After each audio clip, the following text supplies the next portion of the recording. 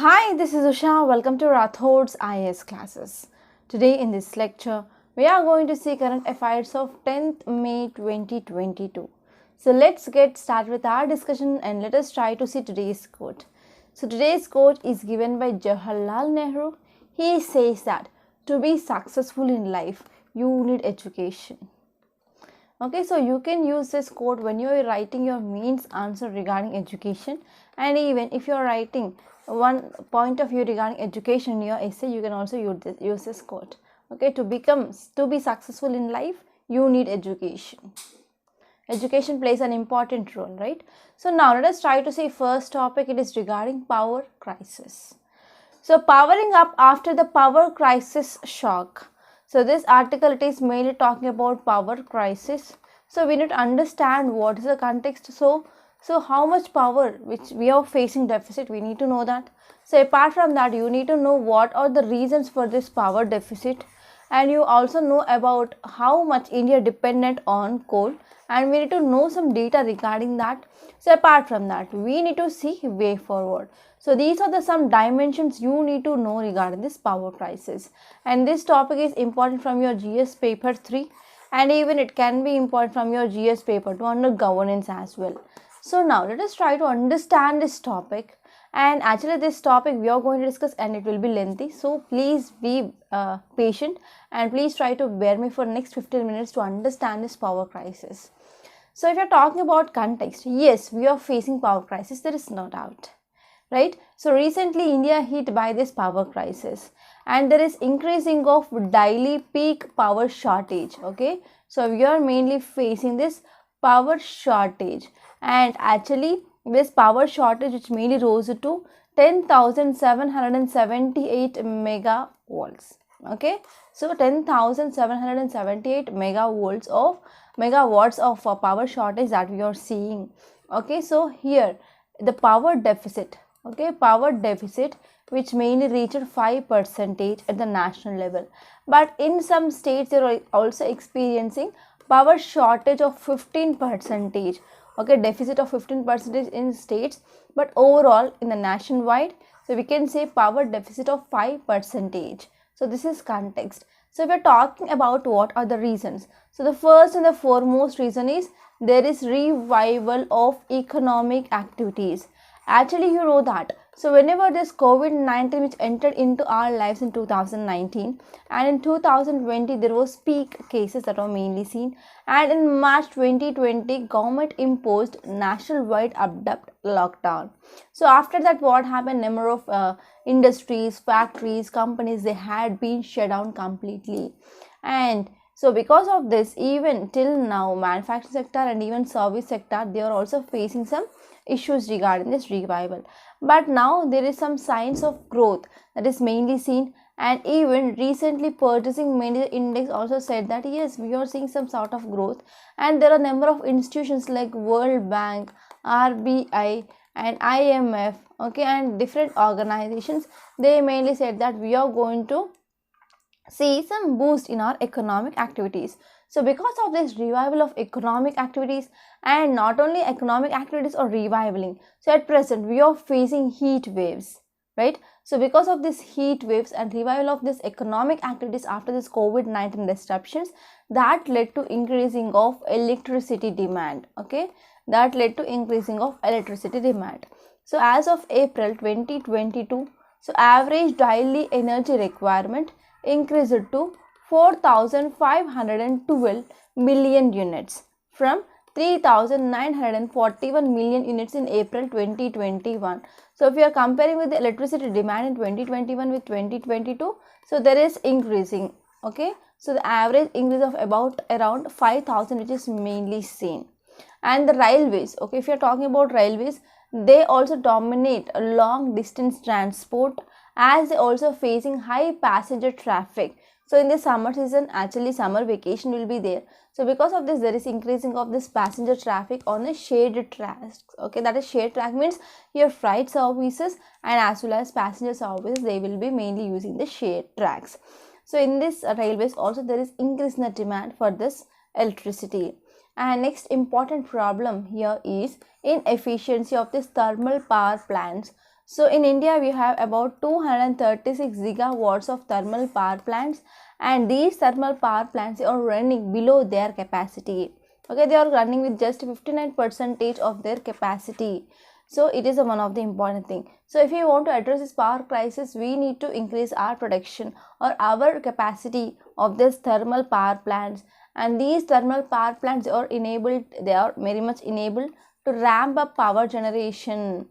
Okay, because of they are not having proper coal stockpile, that is there is decrease or there is a decrease in the storage of this coal. So whatever the coal which is present with this thermal power plant, it is enough for just 3 to 4 days. So they are mainly facing this coal crisis as well.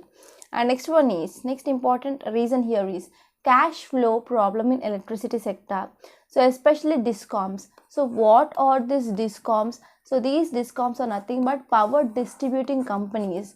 These power distributing companies, they will be getting power from power plants.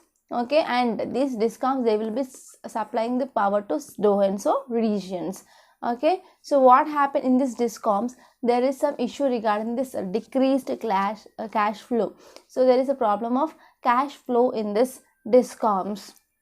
So because of this, so they are getting less amount of revenue, but how can they pay the dues for this thermal generation companies? So because of this, most of the discoms, they are having heavy dues of more than 1 lakh crore they have to pay to these power generation companies.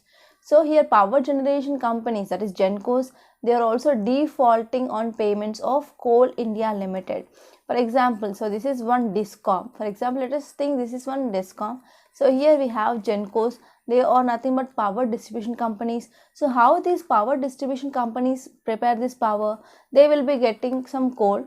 Okay, so after getting this coal, they will be using this coal for generation of this power, and this power will be sold to discoms, and these discoms will be supplying power to so and so regions. Right, so because of this less revenue for these discoms, and there is high amount of transmission losses that are mainly seen by these discoms, so they are not getting proper revenue to pay these Gencos. So in the way here, whenever these Gencos are not getting income from this discoms, means how they can pay for this coal. So in this way here, Gencos, they defaulted on payments to this Coal India Limited. And not only this, even because of this Russia-Ukraine war, so international coal prices also had been increased. So increased from $5.50. Okay, $50 per a ton.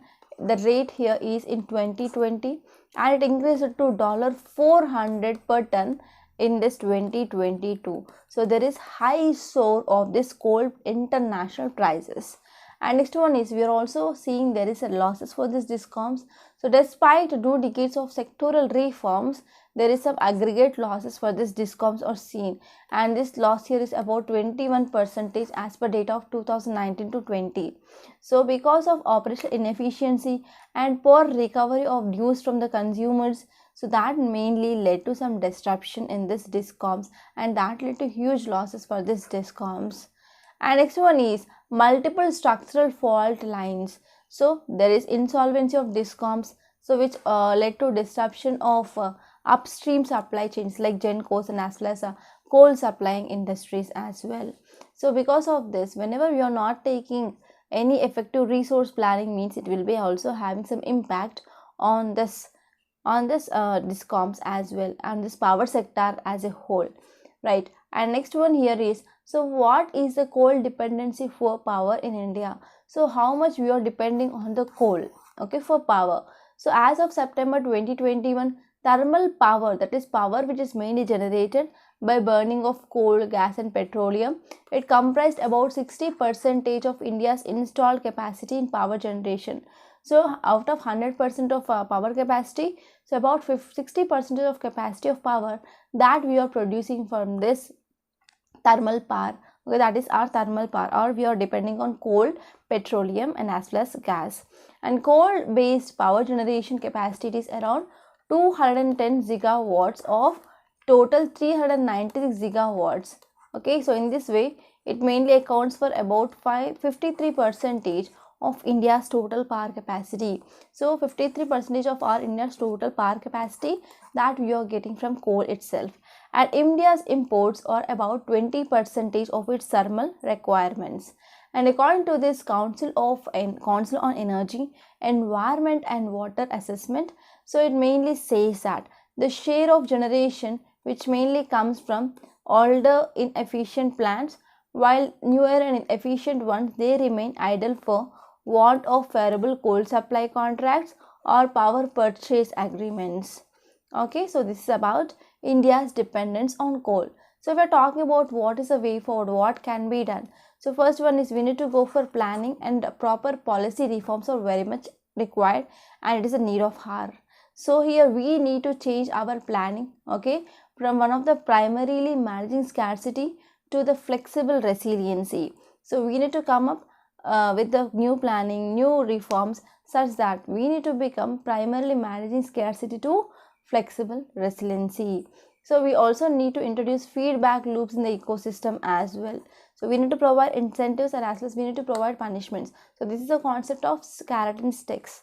And next one is this policy should be focused on long-term structural solutions that mainly address the distribution of financial viability and even a robust mechanism for resource planning. So we need to focus on resource planning as well, and we need to focus on financial viability as well.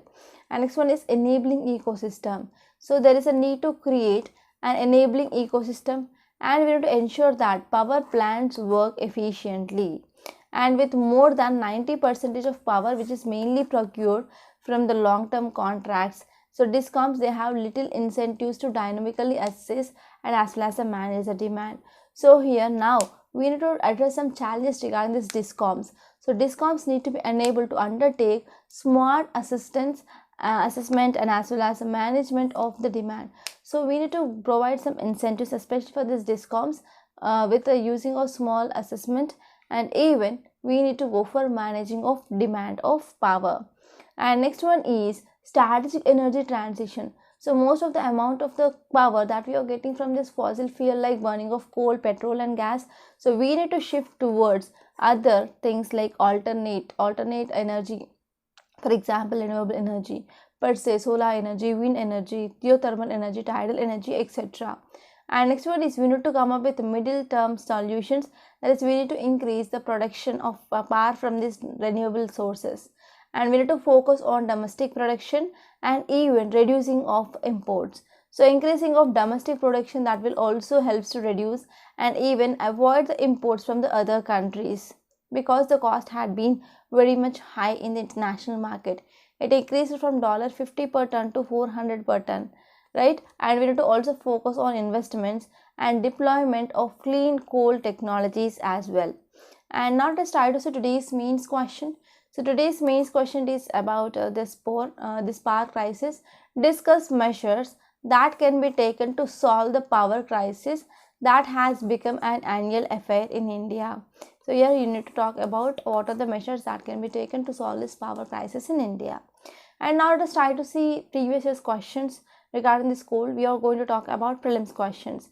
So which of the following is or characteristics of Indian coal? So this question which appeared in 2013. So first one is high ash content. Yes. So if we're talking about types of coal, we have peat, lignite, bituminous, anthracite. So anthracite, it is an excellent form of coal, but in India we can see mostly peat and as well as lignite. So in this peat and lignites we can see there is a high moisture content and as well as high ash content. And next one is low sulfur content. Okay, yes, next one is low ash fusion temperature, but we are having very low ash fusion temperature. So that option will be 1 and 2, that is A is the correct option for this question. And next question which appeared recently in 2020. So coal ash contains arsenic, lead and mercury. Coal fired power plants releases sulfur dioxide, oxides of nitrogen into environment. High ash content is observed in Indian coal. Yes, these three are correct statements. So correct option will be D, 1, 2 and 3. And next question which appeared in 2019, that is coal sector was nationalized by Government of India under Indira Gandhi time. Next one is now coal blocks are allocated on lottery basis. No, not at all. Until recently India imported coal to meet the shortage of domestic supply, but now India is self-sufficient. India is not self-sufficient till now also. We are mainly importing the coal. So this statement is also incorrect. So correct option will be A1 only. And now let us try to see next topic, that is about India-German ties. So this article is important from your GS paper 2 under international relations. So now let us try to see this topic in a very great detail. So if you're talking about context, so recently our Prime Minister, he paid an official visit to Germany. So because of this is in news. So if you're talking about India-Germany relations, so Germany is one of the most important partners in Europe, and we're also mainly focusing on how to strengthen bilateral relationship between India and Germany, right? So India and Germany, they have a strategic partnership since 2020 onwards, and we are mainly further strengthening to launch this intergovernmental consultations, this IGC, in 2011 at the levels of head of government. And in March 2021, India-Germany also marked 70th anniversary of establishment of diplomatic relations. So as part of celebrations, commemorative stamps, they were also issued by both the countries. And if you're talking about what are the highlights of this visit, so this is a 6th India-Germany visit, okay? So list of agreements which are mainly signed in this 6th India-Germany intergovernment consultations are, the first one is they came up with this JDI, Joint Declaration of Intent on Green and Sustainable Development Program, okay, Green and Sustainable Development Partnership. And next one is Joint Declaration Intent on Implementation of Triangular Development Cooperation in third countries. And they also came up with India-Germany Development Cooperation, okay, or mainly focusing on renewable energy. Next one is Comprehensive Migration and Mobility Partnership. So these are some important key highlights of this visit. And if you're talking about some facts regarding this Green and Sustainable Development Partnership, so first one is, it is mainly focusing on a whole government approach to India-Germany cooperation on SDG, that is Sustainable Development Goals, and they are also focusing on climate change. And under this, here Germany has agreed to make an advanced commitment of 10 billion euros. Okay, they mainly came with commitment of 10 billion euros of new and additional development assistance under this 2030. So if you're talking about some more important facts regarding this green and sustainable development, so they mainly agreed on both sides to develop India-German green hydrogen roadmap, and they also focusing on innovative solar energy and other renewable energy, and they are also trying to establish a lighthouse on especially agroecology, sustainable management of natural resources, and they also came with collaboration in green energy corridors. Okay, they also came up with collaboration in green energy corridors, and they are also focusing on deepening of relationship regarding this forest landscape under this bond challenge, and they together also coming up with triangular cooperation, and this is mainly based on their individual strength, okay, and as well as experiences in the development cooperation and even other sustainable, viable and inclusive projects in third countries. And they are also mainly focusing on achievement of our sustainable developmental goals and even climate targets. So this is about this green strategic partnership. So if you're talking about which are the areas of cooperation, so these areas of cooperation will be important from your mains point of view, and it will be like a separate 10 to 15 marker question.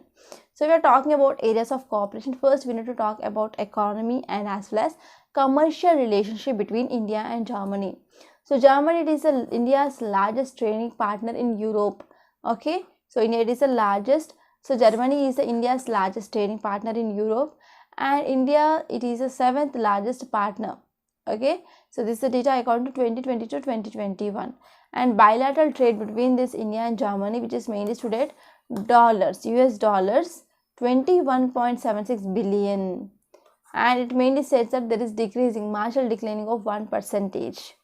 And if you're talking about Indian exports during a period which mainly decreases by 2%, which mainly reaches about US dollars 8.12 billion, and India imports which also decreased by 0.35%, that is about 13.64 billion. And if you're talking about Germany, it is the 7th largest FDI source in India. source in India. So whenever I'm talking about the seventh largest, so which are those first six which are mainly contributing for a high level of investments in India or FDI in India? So please let me know in comment box. So India, which is also coming up with investments in this Germany, it mainly continued to grow and to have surpassed figure of $7 billions. And if you're talking about development cooperation, yes, India and Germany, they are mainly focusing on development. So Germany has committed a total volume of new funding of $1,368 million for 2021. Okay, and it is mainly providing for financial and technical cooperation. And if you see one more thing, energy, sustainable economic and urban development, environment management and natural resources, there are also some priority areas between India and Germany. And if you're talking about security and defense, yes, we also signed MOU, Memorandum of Understanding, okay, between India and Germany regarding this safety and security. And this dialogue which also it's also focusing on the various aspects of the security, that is joint working group on counter-terrorism. They also talked about cyber consultations. They also talked about joint steering group on disaster management in Berlin. So if we're talking about areas or like science and technology, yes, regarding the science and technology also we had a good relationship. Okay, so bilateral science and technology cooperation, which is mainly implemented under this intergovernmental agreement on cooperation in scientific research and technical development as well. And if you're talking about education, yes, there are approximately 29,000 Indian students who were mainly studying in this Germany. And the number of people who are going to Germany, which is mainly rising year by year. And if you're talking about Indian diaspora, so there are around 2.03 lakh Indian passport holders and as well as Indian origin people. They are mainly living in this area. Okay, so these are some important areas of cooperation between India and as well as Germany. So this is about this topic, and now let us try to see next topic. Title says, amid rising violence, Mahinda Rajapaksa quits as Sri Lanka Prime Minister. So this article, which is mainly talking about political turmoil that we can see in Sri Lanka. Already we know that. So what are the problems which are mainly faced by the Sri Lanka? So it is mainly facing economic crisis, and it is also approached this IMF for some humanitarian aid. So even India, which is mainly said that we are going to help the Sri Lanka, and there are a number of measures which are also taken by Indian government to help the Sri Lanka. So now what happened here? Prime Minister of Sri Lanka, that is Mahinda Rajapaksa, he quits as Sri Lankan Prime Minister. So here we need to talk about, so what will be the future relationship between India and Sri Lanka? So this will be one of the important area.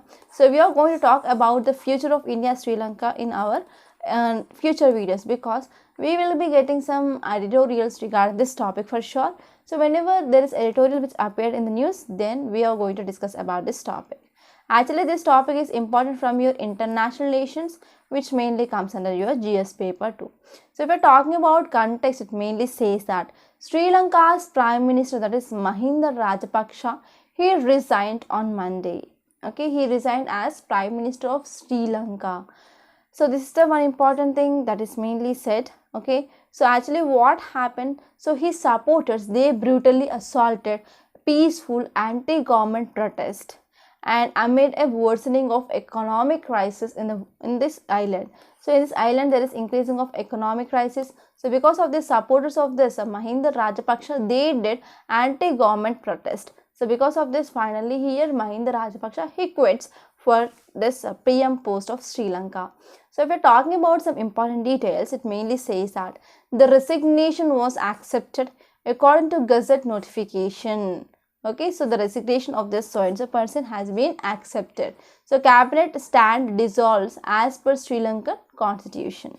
And what is the next now? So one important personality is there in Sri Lanka, that is Godbaya Rajapaksa. So this Godbaya Rajapaksa, he is expected to invite by all the political parties, and they will be pulling up and they will be becoming a political party. Okay, so this is the thing that which is going to be happen next. So we have to wait and see what will happen in the future. So what is happening in Sri Lanka? So already you know that in Sri Lanka they are mainly facing this economic crisis. So there is increasing of this forex shortage as well. So forex reserves had been very low in Sri Lanka, and because of this, that led to shortage of essential supplies per se, food, fuel, and as well as medicines in Sri Lanka. And there were also protests which are mainly seen in Sri Lanka against the government. Okay, so because of this, there is this thing which mainly happened, and Sri Lanka which is mainly facing economic crisis. So we need to take some urgent solutions for that. And next topic, it is regarding rupee depreciation. So rupee hits new low amid dollar outflow. So there is a dollar which is mainly going outside India.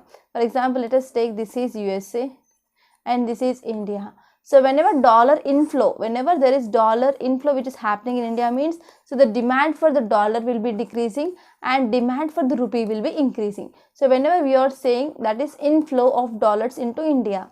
And the second case, what happened, there is outflow. There is outflow of dollars from India to US. So because of this, here demand for dollar will be increasing. Okay, demand for dollar will be increasing and the demand and the value of rupee will be decreasing. So this is the second case now we are seeing. So why there is outflow of this dollar from India to USA? So in USA, there is increasing of interest rate by the Federal Bank of USA. So because of this, now there is outflow of dollar which is mainly seen, right? So because of this, there is increase in the demand for dollar in India, and that led to decreasing of value of rupee in India. And for $1 is equal to now 77.44 rupees. So it is a very, very new low. So now let us try to see this topic and let us try to understand what is this concept of depreciation. So if you see context, so rupee on Monday, which fell to an all-time low of 77.4, okay, rupees against $1 US, right? So here, because of this, now we are having some concerns regarding this global growth prospects. So whenever there is outflow of dollar, okay, from India to USA, so there is even some fears, like, so recently RBI took one step like increasing of interest rate. So it is also having some impact, right? So if you're talking about details, it mainly says that a sell-off in the global equity markets, which was triggered by there is increasing of interest rate in US. Okay, so US Federal Reserve, which mainly came with increasing of interest rate.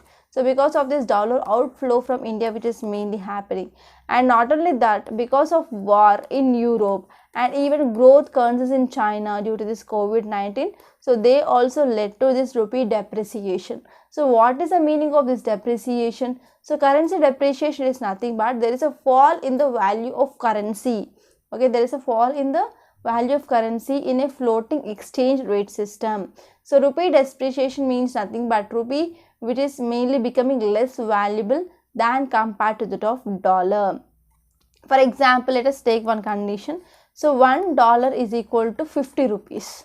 And let us take this is the first scenario. And second scenario is $1 is equal to 45 rupees.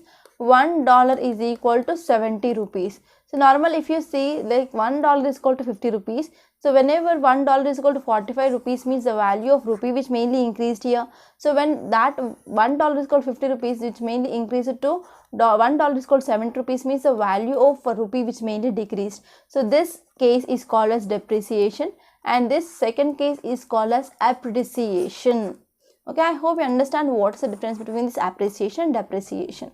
So what will be the impact of this depreciation? So we will be having positive impact and as well as negative impact.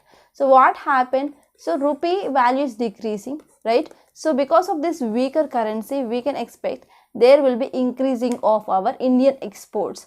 For example, let us take one frock is there, okay? So this is the frock. So earlier this frock cost is, for example, let us take 50 rupees. Okay, if $1 cost is 50 rupees, okay, so with this $1 you can buy one frock. But now $1 is equal to, for example, let us say 75 rupees. Okay, so for example, the same frock cost is 50 rupees. That means if you want to buy two frocks, earlier you need to pay $2. Okay, earlier you need to pay $2 to buy two frocks, and now $1 cost is 75 rupees. So if you want to buy the same two frocks, you need to pay just one, okay, $1, and if you convert 25 pies here, and it is 1/3. Okay, it is 1/3. So $1, 1/3, that is about $1.33 is enough now to buy this same 2 frogs. So because of this, our exports will be increased. So because of weaker currency, we can see there will be the increasing of the exports. And next one is negative impact. So we are mainly dependent on our imports. For example, you can talk about crude oil, you can talk about edible oil, and you can talk about different things that we are getting from other countries. So whenever there is a devaluing, or we can say like whenever there is a value which is decreased, okay, of currency, means we need to face inflation, that is import related inflation. Okay, so this is also one of the cause of currency, that is a negative impact. And now let us try to say next topic. It is regarding only 1% of women in 15 to 49 years age group, they consume alcohol. It is according to this NFHS 5 report, that is National Family Health Survey 5 report. So whenever you are thinking about this alcohol, whenever this alcohol bottle that will comes into your brain, you will be thinking that only men will be consuming this alcohol. But this report says that not only men but women also consume this alcohol. So now let us try to see this data. So title says that only 1% of women, and who are mainly between the age group of 15 to 49 years, they will consume this alcohol. So now let us try to see some interesting facts here. So you have to see this data point. So you have to see where your state stands in. Okay, that will be very important, whether it will be in top or in the low. So our state is always top. Okay, so our state Telangana is always top. So in the both women consumption of alcohol and as well as men consumption of alcohol. So actually for Telangana state, the most of the revenue for the state that will comes from this alcohol itself. So if you're talking about context, it mainly says that while it is known that alcohol consumption has always been high among men. So normally if you're talking about alcohol consumption, yes, we have a perception that yes, many a times here men will be consuming high amount of alcohol. So if you see the recent data which is released by this National Family Health Survey 5 for 2019 to 2021, it mainly found that just 1% of women who are between this reproductive age, that is 15 to 49 years, they drink alcohol in the country compared to the top 22% of women, 22% of men. So 22% of men, they were consuming this alcohol, and 1% of women, they are consuming alcohol. So our overall consumption of this alcohol, which is mainly high in rural areas, this is the report which mainly stated. So if you're talking about details, it mainly says that in Karnataka about 0.3% of women, they consume alcohol, which is mainly below the national average. But here 23.1% of men, they consume alcohol in Karnataka. So it is very much high than compared to that of national average. So the percentage of women who consume alcohol, it is highest in Arunachal Pradesh. So that is 18%. You have to see your state data as well. And Sikkim, they are consuming about 15% of alcohol. And Goa 59%. Okay, Goa alcohol use of men, which is mainly highly seen in Goa. So Goa, it is mainly famous for this alcohol, beaches, etc. And you can get this alcohol even in the small grocery shops also in Goa. And the cost of this alcohol in Goa is also comparatively less when we are comparing with our state as well. So if you're talking about Arunachal Pradesh, about 57% of men, they are consuming alcohol. In Telangana, 50% of men. And the lowest alcohol consumption is seen in Lakshadweep. So among women who drink alcohol, 17% they consume it almost daily, and 37% of women, they consume at least once in a week. And among men, 15% of men, they consume this alcohol daily, and 43% of men, they drink at least once in a week, and 42% of men, they will consume less than once in a week. So this is the data. And drinking alcohol, it is more common among women from the scheduled tribes. Okay, 4% of women who are coming from the scheduled tribes, they will be consuming this alcohol. Okay, and consumption is is also most common among the Christian men. Men belongs to other religions as well. Okay, so other religions like apart from Hindu, Muslims, Christians, Sikhs, Buddhist or Neo-Buddhist and Jain communities. So this is about this topic. And now let us try to see next topic. It is regarding Operation Dodi. So you can get a question like, so Operation Dodi is seen in news, what it is related to. So Operation Dodi, which is related to this paramilitary Assam Rifles. So now let us try to see this topic in a very great detail. So now let us try to see the context. So if you see context, it mainly says that paramilitary Assam Rifles on Monday facilitated, that means they used some words especially to praise something, right? So they mainly facilitated the surviving soldiers of Operation Dodi, and it mainly marked in country's defense history as India's most successful counter-insurgency operation. So it was a more successful counter-insurgency operation which is mainly done by Assam Rifles. So a team of 15 soldiers of Assam Rifles who belongs to 7th Battalion, they were led by Naib Subedar, that is Padam Bahadur Chetri. So this Operation Dodi, which mainly held on May 5th, 1991. So it led to gun down of about 72 Pakistan trained extremists and also captured about 13 others in Jammu and Kashmir. So two Assam Rifle soldiers, that is Rifleman Kameshwar Prasad and as well as Ram Kumar Arya, they died during this 6 hours gun battle. So these are the some important things that you have to remember regarding this Operation Dodi. And now let's try to see yesterday's question. The first one is regarding first schedule of Indian Constitution. So in this first schedule of Indian Constitution, which mainly contains names of states, yes, names of union territories, yes, it will not include citizenship, it will be not including this oaths and affirmations. It is present in the third schedule. So that answer is 2, 1 and 2 only. And next question is regarding Citizenship Act of 1955. So in India, Citizenship Act of 1955 mainly prescribes which of the following ways to acquire citizenship, that is by naturalization, by descent, by incorporation to territory and even registration. So all these 4 are correct. So correct option will be all the above. And today's practice questions are according, the first one is regarding Article 3 of Indian Constitution. So you have to see these 4 statements and give me the correct answer. And next one, it is regarding Article 13 of Indian Constitution. So this term law and term state will be very important, that is especially Article 12 and Article 13 of Indian Constitution. So you need to have some clarity regarding this Article 12 and 13. So even in the 2021 examination, prelims examination also, there was one question regarding this Article 12, right? So these are the practice questions, and now let us try to see a small announcement. So we in Rathod's IS, we came up with this mains answer writing course, and the registrations for this mains answer writing practice course for this May batch, it is going to be end by today 9 p.m. So if you want to join this course, so please be hurried and please try to join this course. Okay, and if you have any queries, please call me on this number 807-476-5513. Actually, this course is one of the excellent course and the students are benefiting a lot. So here the registrations will be going to complete by today 9 p.m. So please be fast. And we are also launching this pen drive course. So if you want to take entire foundational course for your 2023-2024, so it will be very useful because these are updated videos with the recent current affairs, and we are discussing mains and as well as prelims questions of previous years as well, and we are giving you a different dimension, different perspective to understand these topics. So this will be very important. And if you want to take individual course like only economy, only history, only geography, only ethics, only international relations, disaster management, environment and ecology, science and technology, polity and governance, you can take those individual videos as well. So if you want to see the demo videos, so please visit our website rathodsisacademy.com.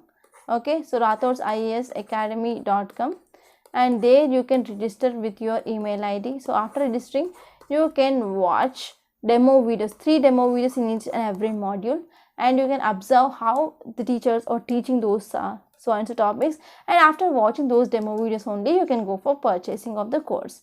So if you have any queries, so please call us on this number 807-476-5513, and this is our website, that is rathodsisacademy.com.